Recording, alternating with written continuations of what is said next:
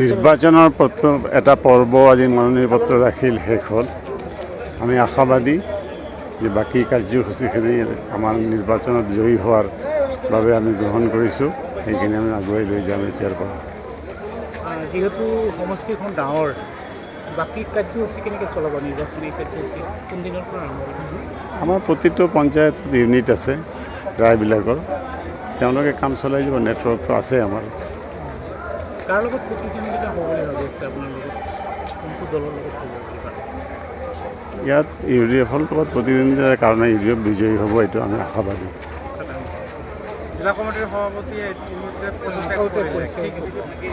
এইটো আৰু গতানুগতিক এটা পৰম্পৰা চলি থাকে। কেতিয়াবা কাৰোবাৰ অসুবিধা হয়, পদত্যাগ কৰে। কেতিয়াবা ৰাজনৈতিক মঞ্চটো এটা প্লেটফৰ্মৰ নিচিনা, গাড়ী অহাৰ লগে লগে বহুত পেচেঞ্জাৰ নামে বহুত উঠে আহি।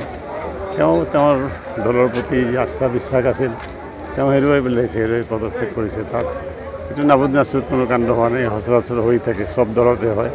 অন্যান্য দলতো অফিচ ভাঙা ভাঙি বহুত কিবা কিবি হয়। মূল ইছ্যু কি লৈ ৰাইজৰ মাজলৈ আগবাঢ়িব?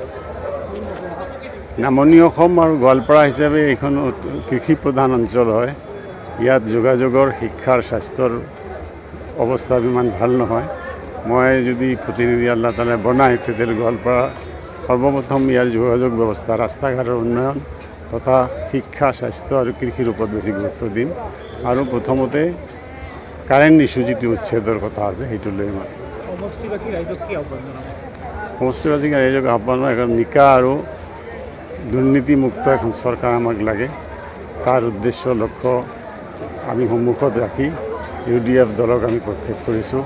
আমি সকলোৱে ৰাইজে যাতে UDF দলক একপক্ষীয়ভাৱে সমৰ্থন জনায়, সেইটো আহ্বান জনাইছোঁ।